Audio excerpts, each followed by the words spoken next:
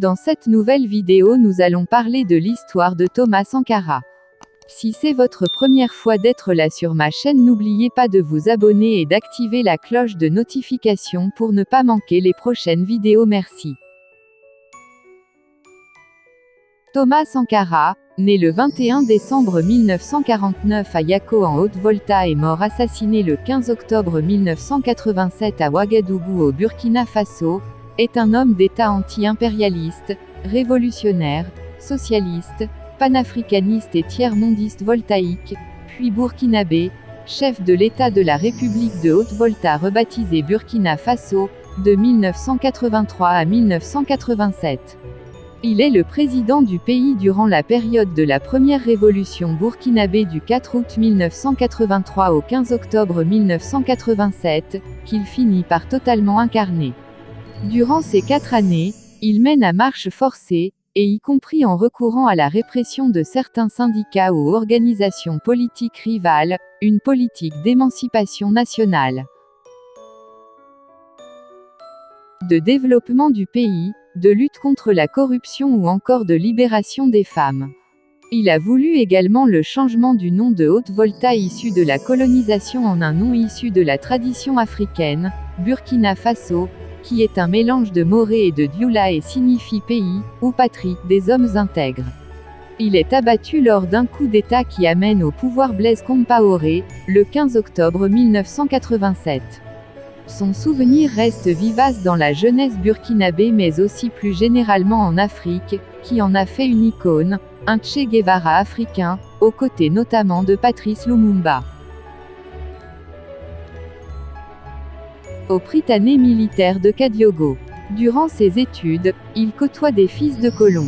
Il sert la messe mais refuse d'entrer au séminaire. Il suit, tout comme Blaise Compaoré, une formation d'officier à l'école militaire interarmes, EMIA, de Yaoundé au Cameroun, puis à l'académie militaire d'Antsirab, à Madagascar, où il étudie les sciences politiques, l'économie politique, le français et les sciences agricoles, et devient en 1976 commandant du CNEC, le Centre national d'entraînement commando, situé à Pau, dans la province du Naouri, à 150 km au sud de la capitale. La même année, ils prennent part à un stage d'aguerrissement au Maroc.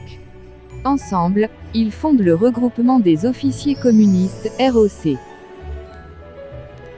dont les autres membres les plus connus sont Henri Tsongo, Boukari Kabour, Blaise Compaoré et Jean-Baptiste Boukari Lingani. Durant ses études à Madagascar, il assiste en 1972 à la révolution qui conduit à la fin du régime de Philibert Tsiranana. Cela l'amène à concevoir l'idée d'une « révolution démocratique et populaire ». De retour en Haute-Volta en 1973 avec le grade de sous-lieutenant, il est affecté à la formation des jeunes recrues. Il s'y fait remarquer par sa conception de la formation militaire dans laquelle il inclut un enseignement sur les droits et les devoirs du citoyen, insistant sur la formation politique des soldats. Sans formation politique patriotique, un militaire n'est qu'un criminel en puissance. A-t-il coutume de dire elle? En 1974, il s'illustre militairement lors de la guerre avec le Mali, ce qui lui donne une renommée nationale. Capitaine, il crée ensuite une organisation clandestine avec d'autres officiers, se rapproche de militants d'extrême gauche et fait de nombreuses lectures. Entré en politique à la fin des années 1970 et au début des années 1980, le Burkina Faso connaît une alternance de périodes autoritaires et de démocratie parlementaire.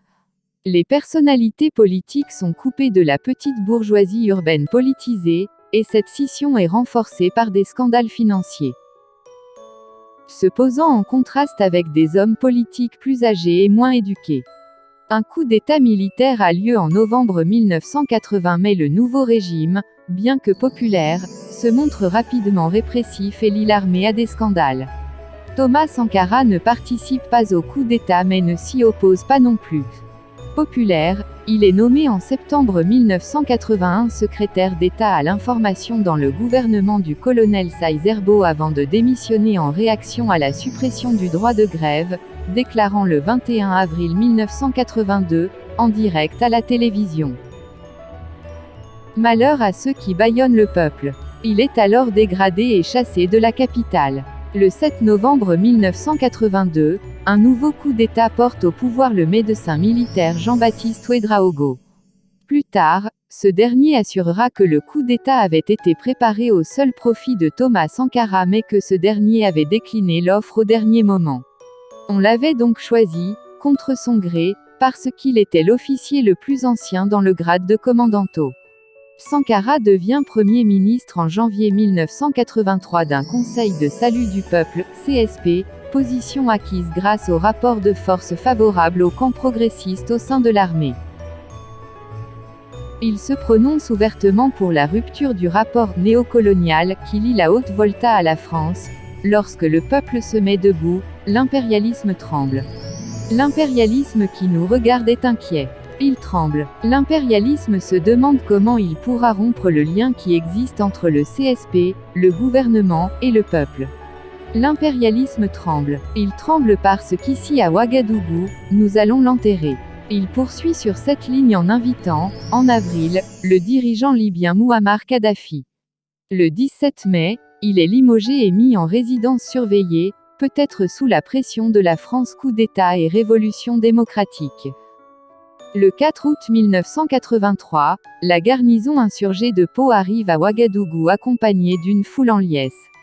Ce nouveau coup d'État consacre la victoire de l'aile progressiste de l'armée menée par le capitaine Thomas Sankara, qui est placé à la présidence du Conseil national révolutionnaire. Il constitue un gouvernement avec le Parti africain de l'indépendance, et l'Union des luttes communistes, reconstruite. C'est tout pour cette vidéo. N'oubliez pas de la partager et de la commenter. Merci.